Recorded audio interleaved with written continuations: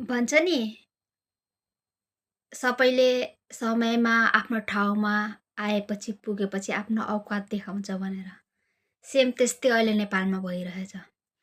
राजनीतिक राजनीतिकमा आउन भन्दा पहिला र आएपछि धेरै ठुल्ठुलो कुराहरू गर्छन्। अनि त्यसपछि जब त्यो चिजलाई हासिल गरेपछि अनि सबैभन्दा त्यो पावरको मान्छेले सदुपयोग गर्छ। जस्तै कि बाटो बनाउने हो।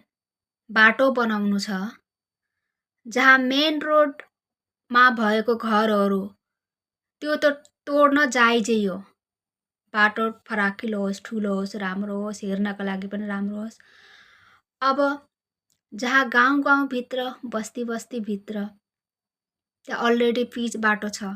जहाँ साइकलहरू, मोटर बाइकहरू हिँड्नको लागि भए पनि बाटोहरू बनिएको छ। र सबै सुकुम्बासीहरूलाई हटाउने बिना कारणको मान्छेलाई घर बनाउनलाई कति टाइम, कति मेहनत, कति कस्तो सङ्घर्ष गरेको हुन्छ। आएर अचानकसँग दोर्जर ल्याएर भत्काइदिने। अनि त्यसपछि सरकारमा आएपछि, राजा भएपछि प्रजाहरूलाई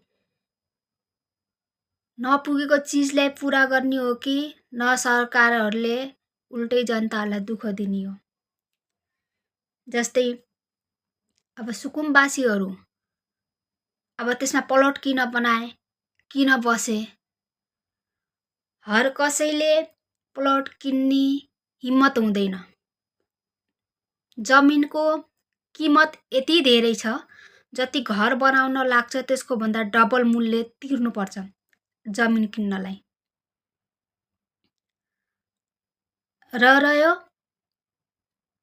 यदि साँच्चै चाहिँ सरकार चलाउने हो भनेपछि जसको जमिन छैन अरू ठाउँमा जमिन के गर्न दिनु पर्यो? जो मान्छेको जहाँ घर छ, जहाँ सुकुम्बासीहरूले आफ्नो दुःख, खुन, पसिना 10 साल, 15 साल, 20 साल गरेर कमाएर खुन पसिना बगाएर जो बनाएको घर छ, त्यो घरलाई नतोडेर त्यही जमिनलाई कागज नामसारी गरेर दिएको भए जनताहरू पनि खुसी हुन्थ्यो र राजाले पनि सही ठाउँमा आफ्नो मान्यता प्राप्त गर्थ्यो।